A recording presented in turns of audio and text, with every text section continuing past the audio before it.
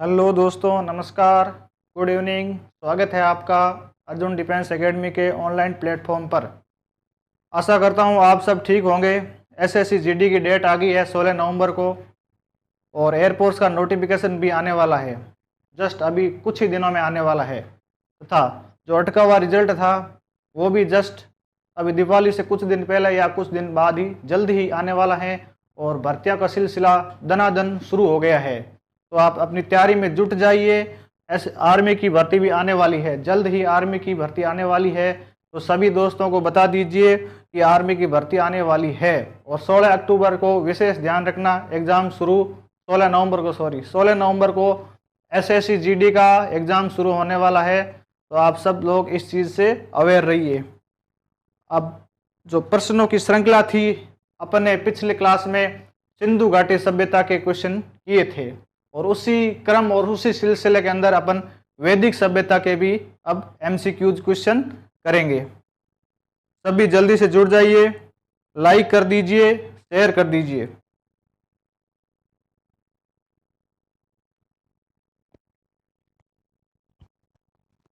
चलिए अपन क्वेश्चन करते हैं।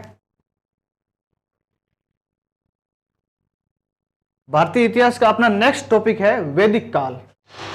कौन सा टॉपिक है दोस्तों? वैदिक काल। अब क्वेश्चन नंबर 1,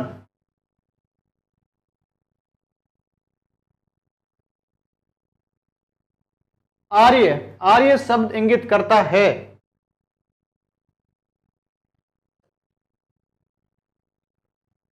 आर्य शब्द इंगित करता है ए नरजाति समूह को, बी यायावरी जन को, सी भाषा समूह को, डी श्रेष्ठ वंश को। दीजिए आंसर दीजिए। डी डी डी डी सबका लगभग आंसर सही आ रहा है। इसका सही आंसर है श्रेष्ठ वंश को। आर्य शब्द का अर्थ होता है दोस्तों श्रेष्ठ वंश को। आर्य, देखिए दोस्तों, आर्य मध्य एशियाई जाति थी दोस्तों, मध्य एशियाई जाति थी। आर्य मध्य एशियाई जाति थी और आर्य जो जाति थी वो भारतीय, यूरोपीय और ईरानी, भारतीय, यूरोपीय और ईरानी भाषा बोलते थे। और इस आर्य शब्द का जो अर्थ होता है वो होता है श्रेष्ठ, सज्जन, उत्तम। आर्य शब्द का अर्थ होता है श्रेष्ठ, सज्जन और उत्तम। आर्य मध्य एशियाई जाति थी जो भारतीय, यूरोपीय और ईरानी तीनों भाषा समूह का शब्दों का प्रयोग करते थे और उनका अर्थ होता है आर्य शब्द का श्रेष्ठ, सज्जन और उत्तम। आर्य शब्द का अर्थ होता है श्रेष्ठ, सज्जन और उत्तम। चलिए नेक्स्ट क्वेश्चन। यज्ञ संबंधी विधि विधानों का पता चलता है ए ऋग्वेद से, बी सामवेद से, सी ब्राह्मण ग्रंथों से, डी यजुर्वेद से। चलिए दीजिए आंसर। यज्ञ संबंधी विधि विधानों का पता चलता है।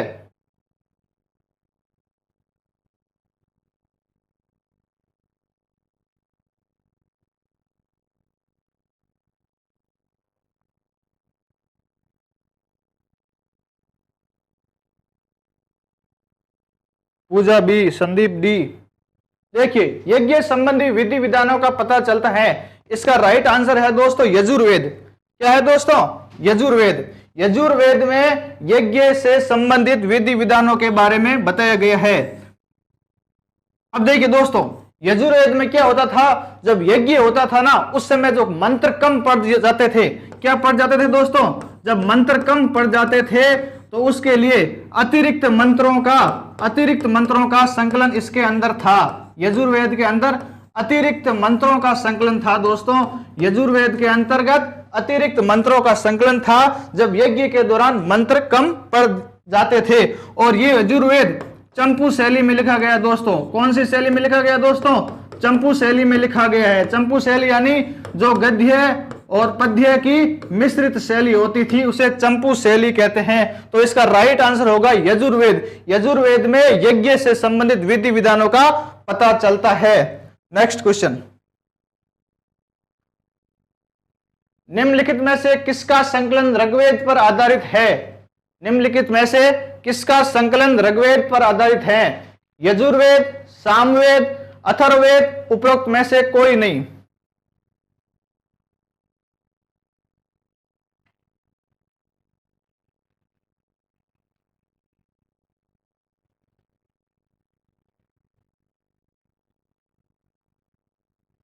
दीजिए आंसर दीजिए। आर के कह रहे सर पुलिस की भर्ती आ गई है कि? हाँ बिल्कुल आ गई है, जुट जाइए। संदीप बाबू डी, संदीप डी।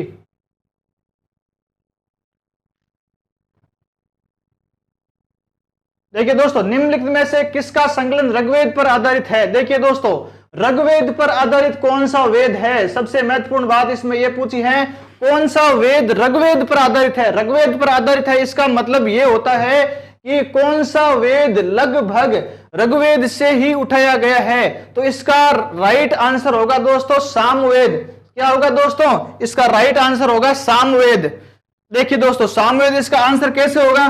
देखिए, सामवेद में जो 75 सूक्त है ना, उनको छोड़कर, 75 सूक्तों को छोड़कर बाकी सभी सूक्त ऋग्वेद से हूबहू उठाए गए हैं। इसी कारण जो सामवेद है वो ऋग्वेद पर ही आधारित है। इसका राइट आंसर है सामवेद। अब देखिए नेक्स्ट क्वेश्चन, उपनिषद किस विषय पर आधारित साहित्य हैं? ए योग पर, बी विधि एवं आचरण पर, सी धर्म पर, डी दर्शन पर।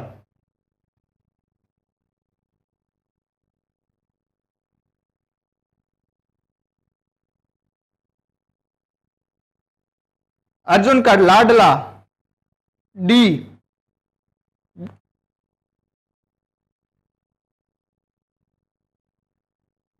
नीलम बी, डी माधाराम डी। देखिए दोस्तों, उपनिषद किस विषय पर आधारित साहित्य है? इसका राइट आंसर है दोस्तों दर्शन पर। देखिए दोस्तों, उपनिषद दर्शन पर आधारित है।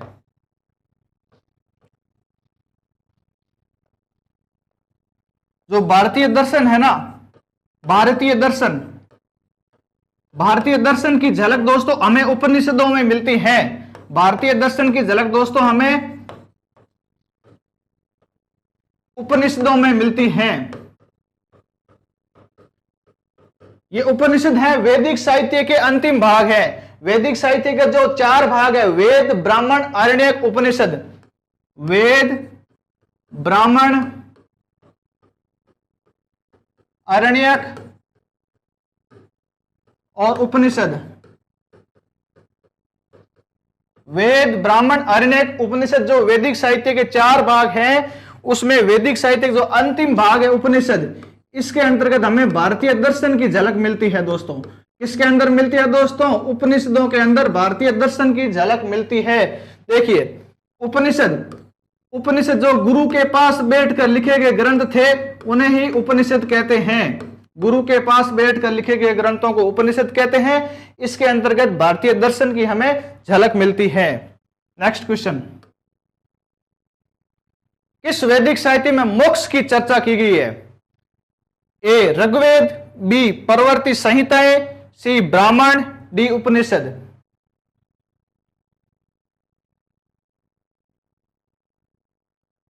दीजिए आंसर दीजिए। किस वैदिक साहित्य में मोक्ष की चर्चा मिलती है?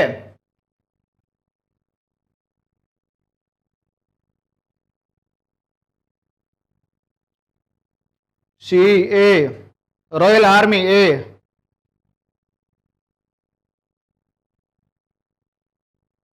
संदीप ए। देखिए दोस्तों, हमें मोक्ष की चर्चा कहां से मिलती है? इसका राइट आंसर है उपनिषद। देखिए दोस्तों, उपनिषदों से हमें मोक्ष की जानकारी मिलती है। देखिए दोस्तों, ध्यान रखना, जो वेद है, वेदों में मोक्ष की बात नहीं कही गई है। विशेष तौर से ध्यान रखना दोस्तों, कई बार क्वेश्चन आता है वेदों में मोक्ष की बात नहीं कही गई है। मोक्ष की बात केवल उपनिषदों में ही कही गई है। उपनिषदों में हमें मोक्ष की जानकारी या चर्चा मिलती है। चलिए नेक्स्ट क्वेश्चन। यम एवं नचिकेता का संवाद किस उपनिषद में प्राप्त होता है? ए बृहदारण्यक उपनिषद, बी छांदोग्य उपनिषद, सी कठोपनिषद, डी तैत्तिरीय उपनिषद।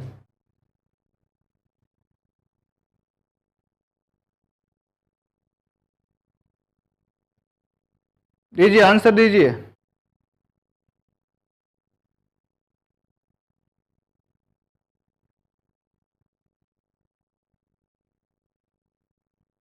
बृहदारण्यक, छांदोग्य, कठोपनिषद, तैत्तिरीय।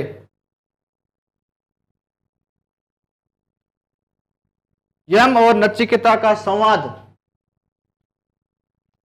तो दोस्तों इसका राइट आंसर है कठोपनिषद से। कठोपनिषद से हमें यम एवं नचिकेता का संवाद मिलता है। इसमें यम नचिकेता को क्या कहता है दोस्तों?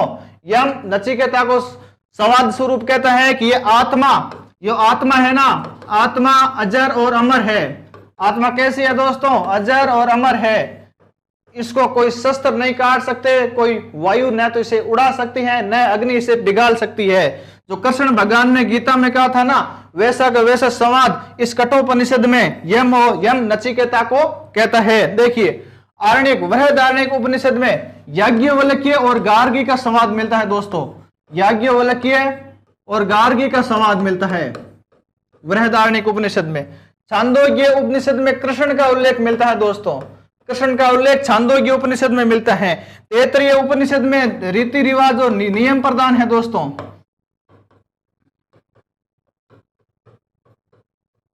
रीति रिवाज, नियम प्रदान या विधि प्रदान दोस्तों। तो दोस्तों ध्यान रखना, यम और नचिकेता का संवाद कठोपनिषद में मिलता है। चलिए नेक्स्ट क्वेश्चन।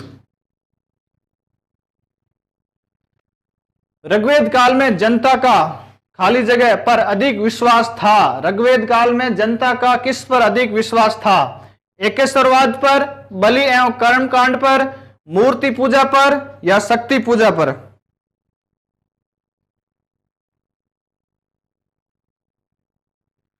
अर्जुन का लाडला, बी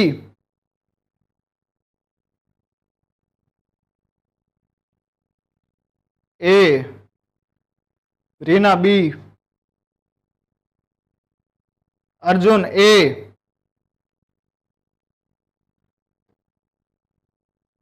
देखिए दोस्तों ऋग्वेद काल में जनता का अधिक विश्वास किस पर था? देखिए दोस्तों ऋग्वेद काल में जनता का अधिक विश्वास किस पर था? इसका राइट आंसर है बलि एवं कर्म कांड पर। ऋग्वेद काल में जनता का सर्वाधिक विश्वास बलि और कर्म कांड पर था। यज्ञ में बलि दी जाती थी और कर्म कांड प्रदान यज्ञ होते थे। इसका राइट आंसर है बलि एवं कर्म कांड। Next question. इतिहास में प्रसिद्ध 10 राजाओं का युद्ध किस नदी के तट पर लड़ा गया था? कई बार क्वेश्चन आ रखा है कि जो 10 राजाओं का युद्ध, इसे 10 राज्य युद्ध भी कहते हैं दोस्तों। 10 राज्य युद्ध, 10 राज्य यानी कि 10 राजाओं का युद्ध किस नदी के तट पर लड़ा गया था? ए गंगा, बी ब्रह्मपुत्र, सी परुष्णी, डी कावेरी।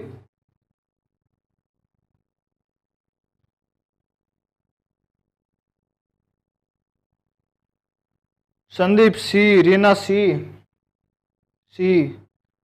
अधिकांश का आंसर सही आ रहा है, कॉन्फिडेंट जवाब है सबका। 10 राज्य युद्ध दोस्तों रावी या परुष्णी नदी पर लड़ा गया था। परुष्णी नदी का दूसरा नाम है रावी नदी। 10 राज्य युद्ध परुष्णी नदी के तट पर लड़ा गया था। इसका उल्लेख हमें ऋग्वेद के 10वें मंडल में, ऋग्वेद के 10वें मंडल में नदी सूक्त में, कौन सा सूक्त दोस्तों? नदी सूक्त में इस युद्ध का उल्लेख मिलता है, जिसमें भरतजन का राजा था सुदास। भरतजन का राजा था सुदास। भरतजन का राजा सुदास तथा 10 अन्य राजाओं के मध्य हुआ था, जिसमें सुदास विजयी हुआ था। इसे 10 संस्कृत में से 10 राज्य युद्ध भी कहते हैं दोस्तों।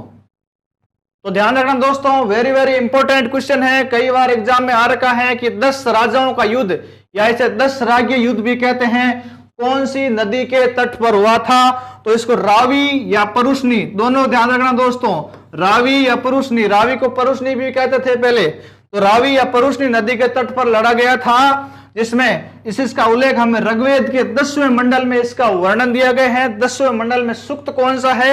नदी सूक्त, और जिसमें राजा कौन था? सुदास राजा, जो भरत कबीले का था, तथा 10 अन्य राजाओं के मध्य हुआ था, जिसमें विजयी कौन हुआ था दोस्तों? सुदास विजयी हुआ था। चलिए नेक्स्ट क्वेश्चन, किस नदी को ऋग्वेद में माते तमा, देवी तमा एवं नदी तमा नाम से संबोधित किया गया है? ए सिंधु, बी सरस्वती, सी वितस्ता, डी यमुना।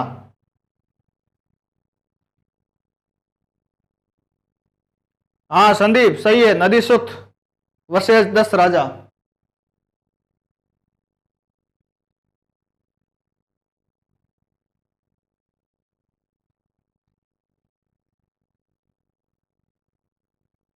किस नदी को ऋग्वेद में माते तमा, देवी तमा एवं नदी तमा नाम से संबोधित किया गया है? सिंधु, सरस्वती, वितस्ता, यमुना।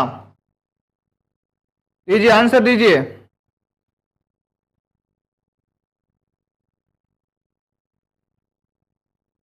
सी, अरे सी कैसे होगा?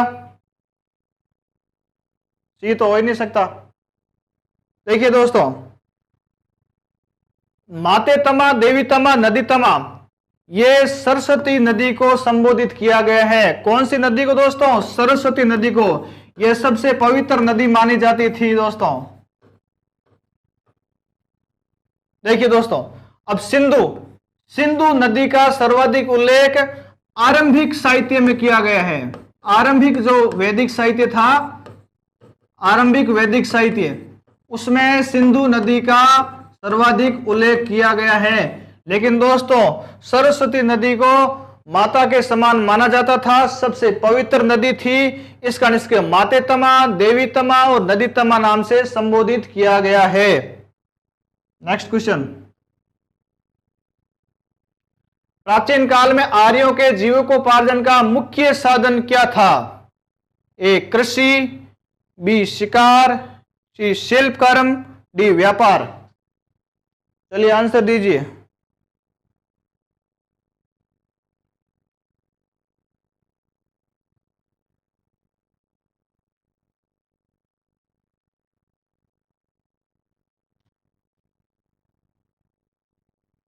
प्राचीन काल में आर्यों के जीविकोपार्जन का मुख्य साधन क्या था? इसका राइट आंसर है दोस्तों शिकार। आर्यों का मुख्य साधन जीविकोपार्जन का शिकार था। चलिए नेक्स्ट क्वेश्चन, उस जनजाति का नाम बताइए जो ऋग्वैदिक आर्यों के पंचजन से संबंधित नहीं थे। जो पंचजन थे, पंच राजा, उनसे संबंधित नहीं थे। ए यदु, पुरु, तुर्वस, किकट।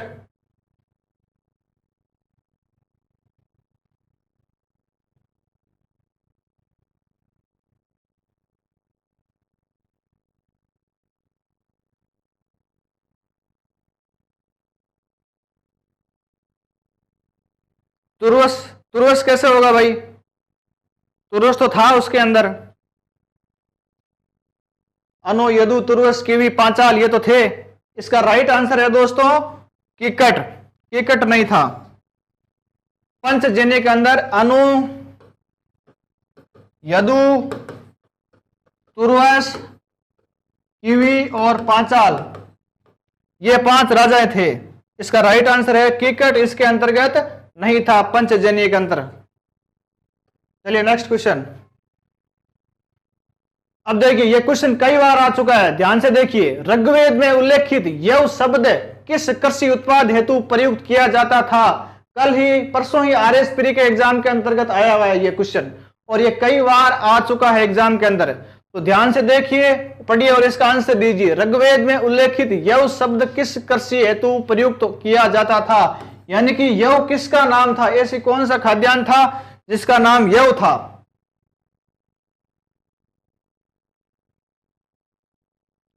अर्जुन का लाडला, B. Rajesh, B B B B. अधिकांश का उत्तर सही आ रहा है। इसका राइट आंसर है दोस्तों यव। यव का राइट आंसर है जो। यव जोह को कहा जाता था। अब देखिए ध्यान से दोस्तों, यव जोह को कहा जाता था और चावल को क्या कहा जाता था दोस्तों? चावल को ब्रीही। ये भी कई बार क्वेश्चन आ गया है। चावल, यव, ये दो तीन इस तरह से मिलान वाले क्वेश्चन आते हैं। चावल को ब्रीही और जौ को यव कहा जाता था। चलिए नेक्स्ट क्वेश्चन।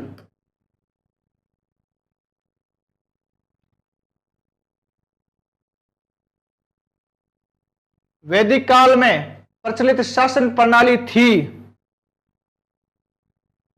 वैदिक काल में प्रचलित शासन प्रणाली थी।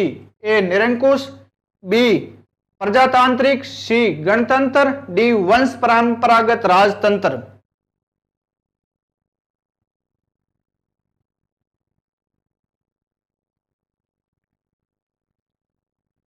D D D. ठीक है दोस्तों, इसका राइट आंसर है वैदिक काल में जो शासन प्रणाली थी वो वंश परंपरागत राजतंत्र पर आधारित थी। इसका ऑप्शन नंबर डी सही होगा। वंश परंपरागत राजतंत्र थी, वंश पर आधारित था। राजतंत्र वंशानुगत था दोस्तों वैदिक काल में। चलिए नेक्स्ट क्वेश्चन।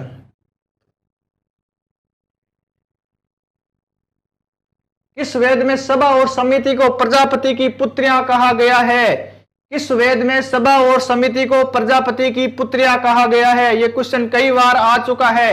इसमें वेरी वेरी इंपॉर्टेंट क्वेश्चन है। दीजिए आंसर।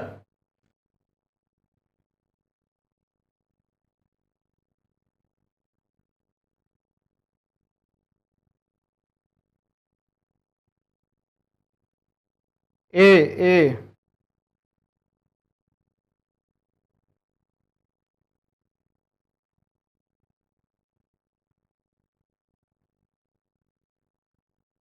B B. देखिए दोस्तों, किस वेद में सभा और समिति को प्रजापति की पुत्रियां कहा गया? दोस्तों इसका राइट आंसर है अथर्ववेद। अथर्ववेद में सभा और समिति को प्रजापति की दो पुत्रियां कहा गया है। देखिए दोस्तों, ये सभा और समिति क्या होती थी? देखिए वैदिक काल में दोस्तों, वैदिक काल में तीन महत्वपूर्ण संस्थाएं थी। तीन महत्वपूर्ण सभा संस्थाएं थी। विदत, विदत सभा और समिति। विदत, सभा और समिति, ये तीन महत्वपूर्ण संस्थाएं थी दोस्तों वैदिक काल में। विदत, सभा और समिति। विदत, विदत ये सबसे प्राचीन संस्था थी दोस्तों। विदत सबसे प्राचीन संस्था थी। सभा और समिति उसके बाद विकसित हुई थी। अब दोस्तों देखिए, सभा और समिति को अथर्ववेद में प्रजापति की दो पुत्रियां कहा गया है। क्यों कहा गया दोस्तों? ये जो सभा और समिति थी वो राजा पर कंट्रोल यानी कि नियंत्रण का कार्य करती थी। उसमें सर्वाधिक कंट्रोल का कार्य ये समिति करती थी। समिति राजा को हटा भी सकती थी और लगा भी सकती थी। ये दोनों काम समिति करती थी। और सभा थी, सभा एज ए मंत्री परिषद की तरह थी। आज का जो मंत्री परिषद है उसी तरह ये सभा कार्य करती थी।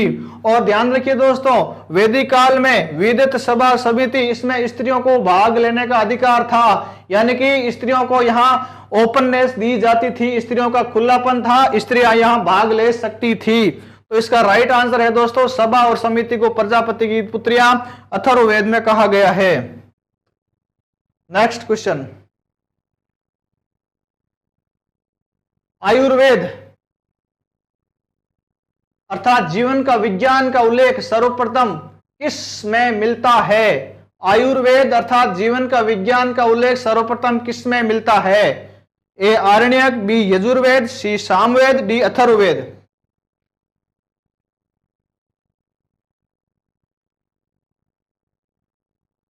दीजिए आंसर दीजिए।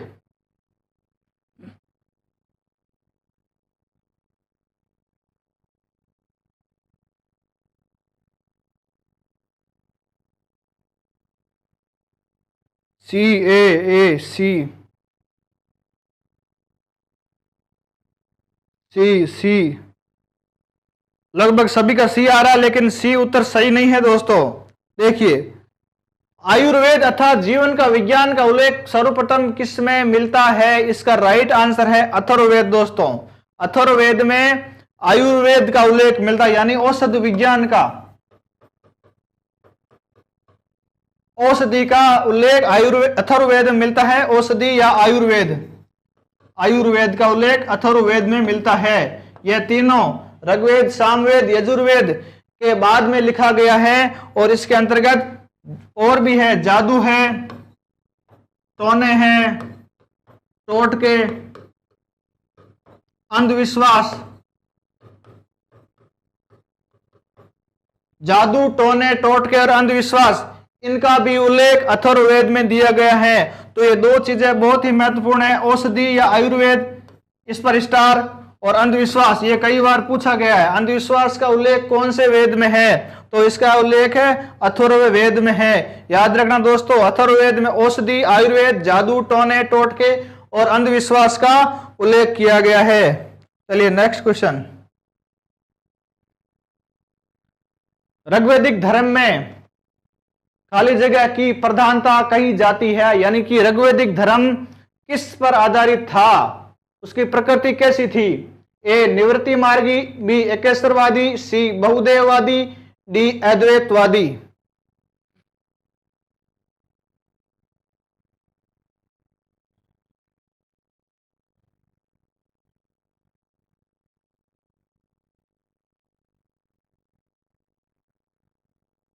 गणपत खिलेरी शेरवा एकेश्वरवादी, हंसराज सी, रवि सी।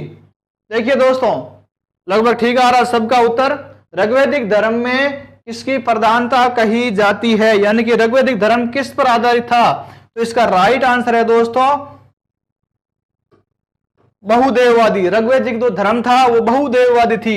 यहां अनेक प्रकार के देवताओं का उल्लेख मिलता हमें। आकाश के देवता, अंतरिक्ष के देवता, पृथ्वी लोक के देवता।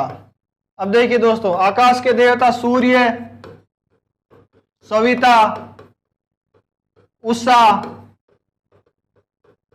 अदिति। अंतरिक्ष के देवता थे इंद्र, रुद्र, मरुत, पर्जन्य, ये अंतरिक्ष के देवता थे। और पृथ्वी लोक के देवता अग्नि, बृहस्पति, ये पृथ्वी लोक के देवता थे। तो इस प्रकार हम कह सकते हैं कि ऋग्वैदिक काल में अनेक प्रकार के देवताओं का प्रचलन हो गया था और उनकी श्रेणियां भी 3 प्रकार की हो गई थी। देखिए, आकाश के देवता सूर्य, सविता, उषा, अदिति। अंतरिक्ष के देवता इंद्र, रुद्र, मरुत, पर्जन्य। और पृथ्वी लोक के देवता अग्नि और बृहस्पति। तो ऋग्वैदिक धर्म बहुदेववादी था, अनेक प्रकार के देवताओं का यहां आगमन और प्रचलन था। चलिए नेक्स्ट क्वेश्चन। 800 से 600 ईसा पूर्व का काल किस युग से जुड़ा हुआ माना जाता है? ए ब्राह्मण युग, बी रामायण युग, सी सूत्र युग, डी महाभारत युग।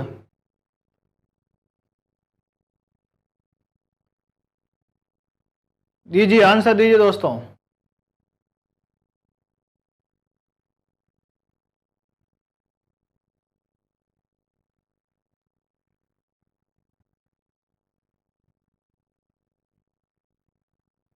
सुमन Raika D, GPS D, royal army D.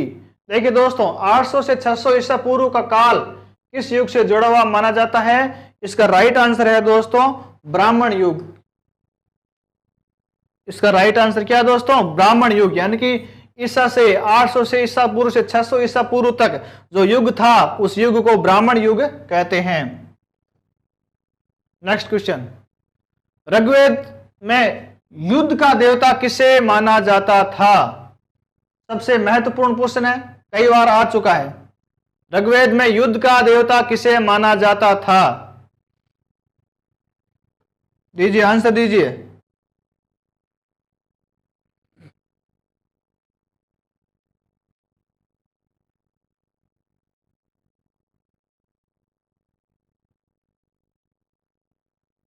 Babulal Bunkar B, Hansraj B, Nainaram B.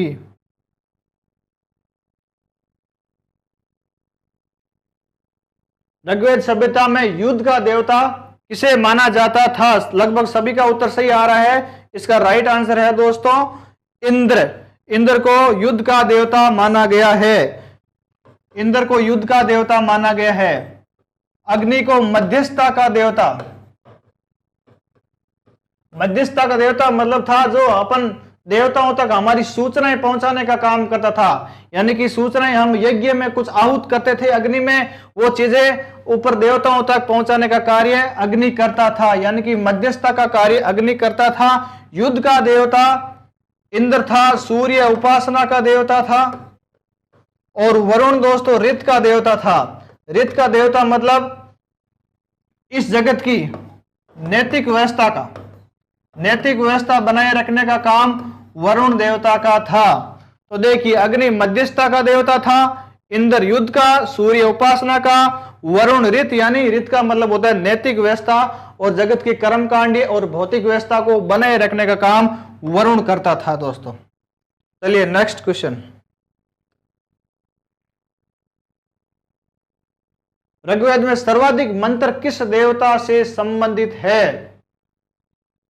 Rigveda में सर्वाधिक मंत्र किस देवता से संबंधित है?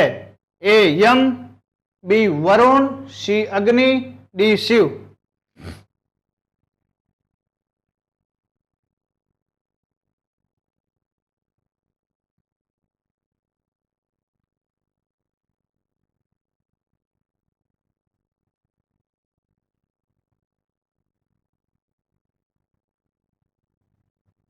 लगभग सभी का उत्तर सही है। इसका राइट आंसर है अग्नि। ऋग्वेद में सर्वाधिक मंत्र अग्नि देवता से संबंधित थे। चलिए नेक्स्ट क्वेश्चन। निम्न में से किसे पूर्व वैदिक आर्यों का सर्वाधिक लोकप्रिय देवता माना जाता था? निम्न में से किसे पूर्व वैदिक आर्यों का सर्वाधिक लोकप्रिय देवता माना जाता था? ए विष्णु, बी इंद्र, सी रुद्र, डी अग्नि। दीजिए आंसर दीजिए।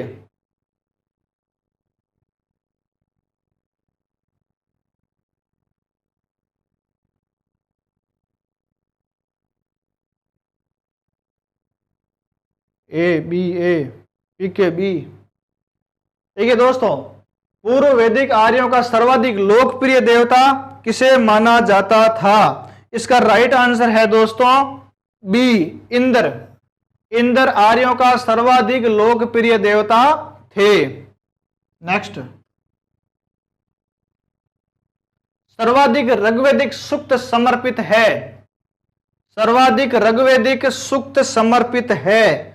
ऋग्वेदिक जो सूक्त थे वैदिक काल के, वो सर्वाधिक किसको समर्पित है? अग्नि, इंद्र, रुद्र, विष्णु। दीजिए आंसर दीजिए।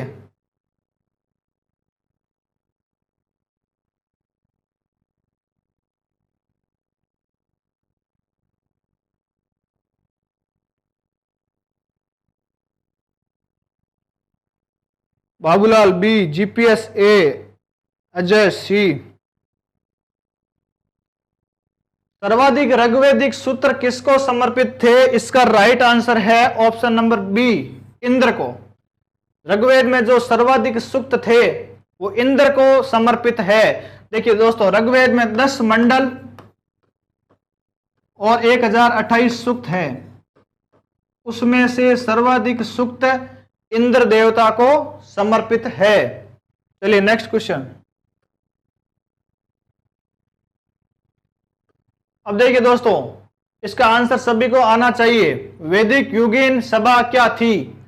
ए गांव के व्यवसायिक लोगों की संस्था, बी राज दरबार, सी मंत्री परिषद, डी राज्य के समस्त लोगों की एक राष्ट्रीय सभा।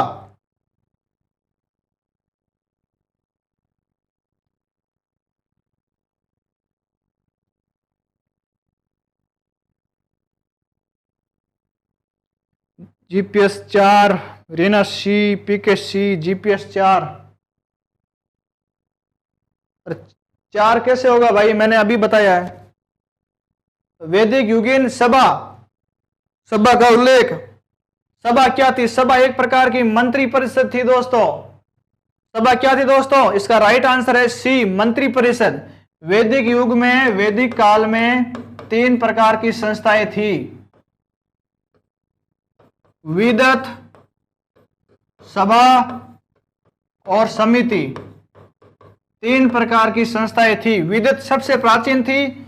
सभा मंत्री परिषद का कार्य करती थी। सभा एज इट इज, जो वर्तमान का मंत्री परिषद है उसी तरह कार्य करती थी दोस्तों। और समिति, समिति के जो लोग थे दोस्तों, वो राजा को बना भी सकते थे और राजा को हटा भी सकते थे। ये राजा पर नियंत्रण का कार्य करती थी। समिति राजा पर नियंत्रण का कार्य करती थी। सभा एक प्रकार की मंत्री परिषद थी। और विदत सबसे प्राचीन संस्था थी। यह भी आचरण और नियमों पर ही ये कार्य करती थी। तो वैदिक काल में 3 संस्थाएं थी, विदत, सभा और समिति। विदत सबसे प्राचीन थी, सभा मंत्री परिषद का कार्य करती थी और समिति राजा पर कंट्रोल रखने का कार्य करती थी। तो इसका राइट आंसर है सभा एक प्रकार की मंत्री परिषद थी। चलिए नेक्स्ट क्वेश्चन। उपनिषद काल के राजा अश्वपति थे। राजा अश्वपति कहां के थे? ए काशी, बी केके, सी पांचाल, डी विदेह।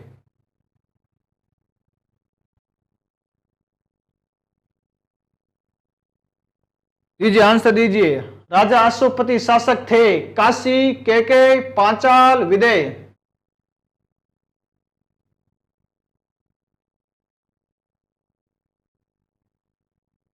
Royal army B, Reena D, Babulal C, Naina Ranawat D. देखिए दोस्तों, उपनिषद काल के राजा अश्वपति शासक थे। इसका राइट आंसर होगा दोस्तों ऑप्शन नंबर बी, के। राजा अश्वपति उपनिषद काल में के थे। काशी के अजात शत्रु, पांचाल के जाबाली या प्रवाहन जाबाली, ये सबसे विद्वान राजा था।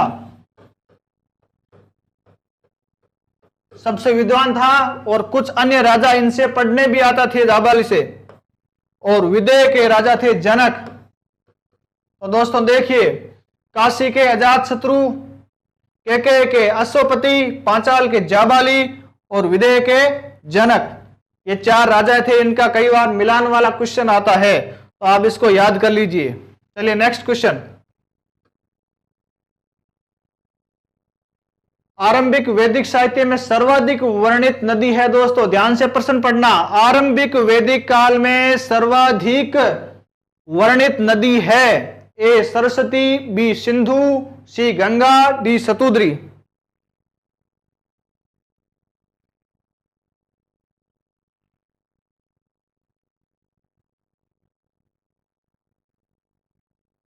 ए सुमन ए, बाबूलाल ए, शिवा गेमिंग पबजी लवर ए। देखिए दोस्तों, इसका आंसर ए नहीं होगा, इसका आंसर होगा बी सिंधु नदी।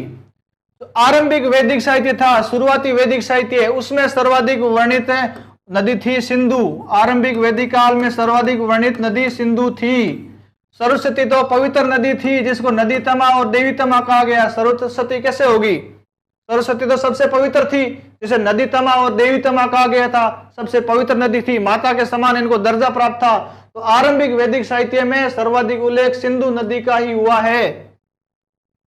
ठीक है दोस्तों, चलिए नेक्स्ट क्वेश्चन। निम्न में से वैदिक साहित्य का सही क्रम कौन सा है? ए वैदिक संहिताएं, उपनिषद, आरण्यक, ब्राह्मण।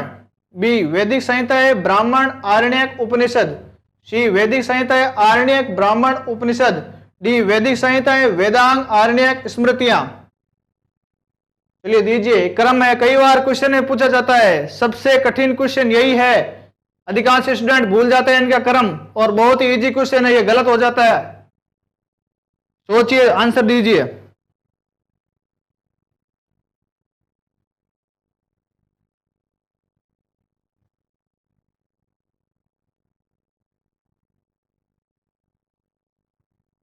बी बी बी, वाह भाई, सब टैलेंटेड हो,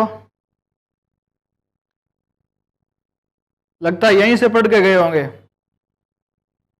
निम्न में से वैदिक साहित्य का सही क्रम है, इसका राइट आंसर है दोस्तों ऑप्शन नंबर बी, वैदिक साहित्य ब्राह्मण, आरण्यक, उपनिषद। ये वैदिक साहित्य के दोस्तों 4 भाग है, वैदिक साहित्य के 4 भाग है, वेद, ब्राह्मण, आरण्यक, उपनिषद। वैदिक साहित्य के 4 भाग कौन कौन से हैं? वेद, ब्राह्मण, आरण्यक, उपनिषद। तो इनका क्रम यही होगा, वेद, ब्राह्मण, आरण्यक, उपनिषद।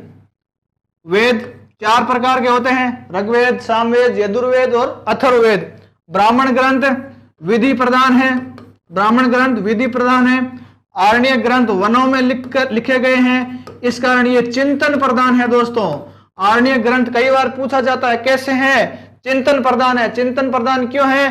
क्योंकि वनों में और एकांत में बैठकर लिखे गए हैं, इस कारण ये चिंतन प्रधान है। और उपनिषद, उपनिषद में भारतीय दर्शन की झलक मिलती है दोस्तों।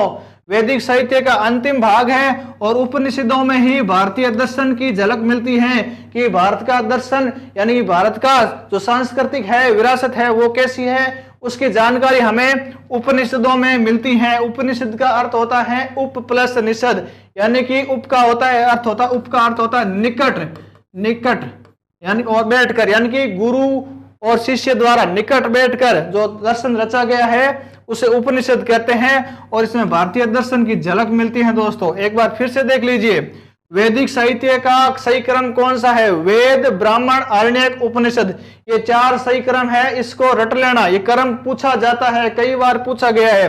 वेद 4 प्रकार के हैं, ब्राह्मण ग्रंथ विधि प्रधान है, आरण्यक वनों में लिखे गए इस प्रकार ये चिंतन प्रधान है। और उपनिषद वैदिक साहित्य के अंतिम भाग है, इस कारण उपनिषद वैदिक साहित्य के अंतिम भाग है तथा इसमें भारतीय दर्शन की झलक मिलती है दोस्तों। चलिए नेक्स्ट, ऋग्वेद में निम्न में से किस नदियों का उल्लेख अफगानिस्तान के साथ आर्यों के संबंध का सूचक है? ए अस्किनी, बी परुषणी, सी कुभा, कुर्मु, डी विपाशा, शतुद्री। आंसर दीजिए। ऋग्वेद में किस नदियों का उल्लेख अफगानिस्तान के साथ आर्यों के संबंध बताती है? कौन सी नदियां, वे कौन सी नदियां हैं जो अफगानिस्तान के साथ आर्यों के संबंध बताती हैं? आंसर दीजिए।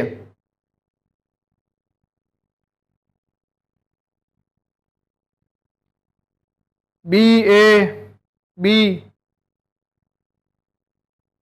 दीजिए आंसर दीजिए।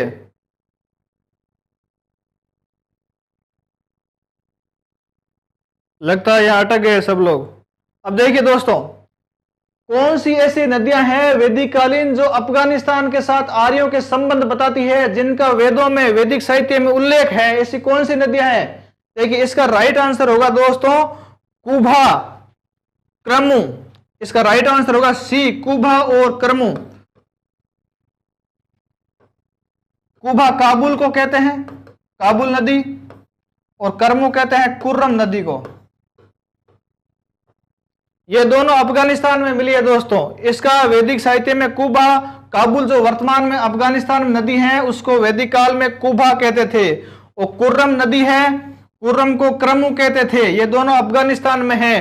तो ये दोनों नदियों के नाम देकर हम पता लगा सकते हैं कि वैदिक काल में अफगानिस्तान के साथ आर्यों के संबंध थे। किस आधार पर? ये नदियों के नाम मिले हैं, कुभा, कर्मु। इस प्रकार 2 और नदियां थी दोस्तों, गोमल और सुवास्तु, यानी कि ये लगभग 4 नदियां थी जो हमें ये बताती हैं कि आर्यों के अफगानिस्तान के साथ संबंध रहे थे। इसका राइट आंसर है दोस्तों कुभा, कुर्मु, आंसर नंबर 3 सी। और इसके अलावा 2 नदियां ये भी आप ध्यान रखना, गोमल कहते हैं गोमती को, और सुवास्तु कहते हैं स्वात नदी को, स्वात नदी को। इन नदियों के आधार पर यह पता लगाया गया है कि अफगानिस्तान के साथ आर्यों के संबंध थे। वैदिक नदी अस्किनी की पहचान निम्न में से किस नदी के साथ की जाती है? वैदिक नदी अस्किनी की पहचान निम्न में से किस नदी के साथ की जाती है? A Beas, B Ravi, C Chenab, D Jhelum.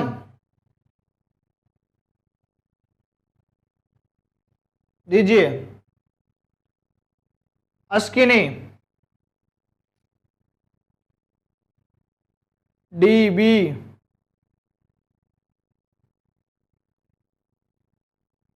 D. ठीक है दोस्तों, अस्किनी की पहचान, अस्किनी किसका नाम था वैदिक काल में? इसका राइट आंसर है चिनाब का। चिनाब का अस्किनी नाम था। व्यास का विपाशा, रावी का परुषणी, चिनाब का अस्किनी और झेलम का वितस्ता। व्यास का विपाशा, रावी का परुषणी, चिनाब का अस्किनी और झेलम का वितस्ता, ये दोस्तों नाम है इनके वैदिक काल के। सिंधु, झेलम, चिनाब, रावी, व्यास, सतलज जो नदियों का क्रम है, इसके अंतर्गत व्यास का नाम विपाशा था, रावी का परुषणी था, चिनाब का अस्किनी था, झेलम का वितस्ता था। इसका राइट आंसर है चिनाब। चिनाब को अस्किनी कहते थे वैदिक काल में। नेक्स्ट क्वेश्चन, पूर्व वैदिक आर्यों का धर्म प्रमुख था, यानी कि जो वैदिक आर्य थे उनका धर्म क्या था? ए भक्ति, बी मूर्ति पूजा और यज्ञ, सी प्रकृति पूजा और यज्ञ, डी प्रकृति पूजा और भक्ति। दीजिए आंसर दीजिए।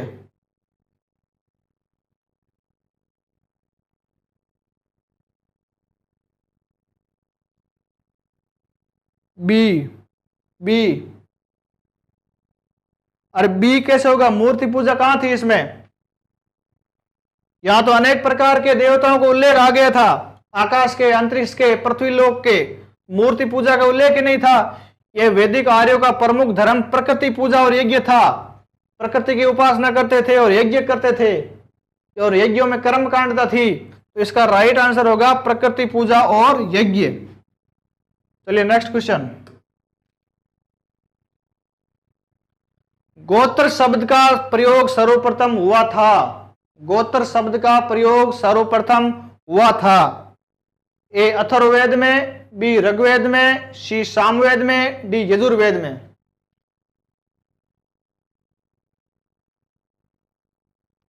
हंसराज बी।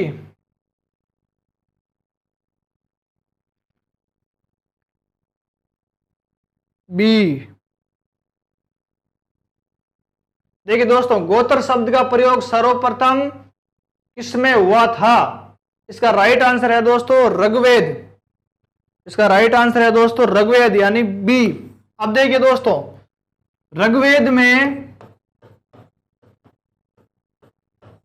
गोत्र शब्द का, ऋग्वेद में गोत्र शब्द का प्रयोग सर्वप्रथम हुआ था। देखिए दोस्तों, अब गोत्र, ये गोत्र शब्द किससे बना दोस्तों? जो गायों को पालते थे, गायों का बाड़ा होता था और उसके जो आसपास का कबीला था, फलानी गायों के बाड़े वाले कबीला, उस गायों वाले बाड़ों का कबीला, इस प्रकार ये गायों के नाम के आधार पर ये गोत्र बनी। उस गाय का बाड़ा, उस गाय को रखने वाले कबीलों का बाड़ा, इस आधार पर यह गोत्र प्रथा उसी समय विकसित हुई थी। गाय कबीला, यानी कि गाय को पालने वाले कबीले थे, उनके आधार पर गोत्र प्रथा विकसित हुई थी और ऋग्वेद में यह सर्वप्रथम इसका प्रयोग हुआ था, गोत्र प्रथा का। देखिए नेक्स्ट क्वेश्चन, जिस ग्रंथ में पुरुष मेघ का उल्लेख हुआ वह है। जिस ग्रंथ में पुरुष मेघ का उल्लेख हुआ वह है। ए कृष्ण यजुर्वेद, बी शुक्ल यजुर्वेद, सी शतपथ ब्राह्मण, डी पंचविश ब्राह्मण।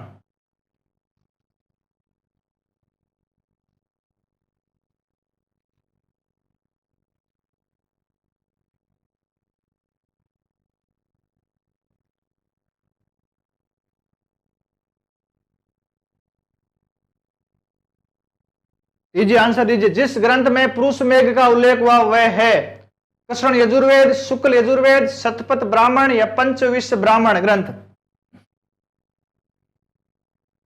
शी लगभग सभी का सही आंसर आ रहा है। इजी क्वेश्चन है। पुरुष मेघ का उल्लेख शतपथ ब्राह्मण में हुआ है। पुरुष मेघ का उल्लेख शतपथ ब्राह्मण में हुआ है। अब देखिए दोस्तों, कृष्ण यजुर्वेद और शुक्ल यजुर्वेद, ये यजुर्वेद के दो भाग थे। और यजुर्वेद आपको पता ही है, यज्ञ के दौरान जो मंत्र कम पड़ जाते थे, जिसमें अतिरिक्त मंत्रों का संकलन इसके अंतर्गत है। यजुर्वेद में अतिरिक्त मंत्र है जो यज्ञ को पूर्ण कराने में सहायक थे। यज्ञ को दोस्तों पूर्ण कराने में सहायक मंत्र थे जो यजुर्वेद में थे। चलिए दोस्तों, आज के लिए इतना ही। मिलते हैं नेक्स्ट क्लास में एक नए टॉपिक के साथ। तब तक के लिए जय हिंद।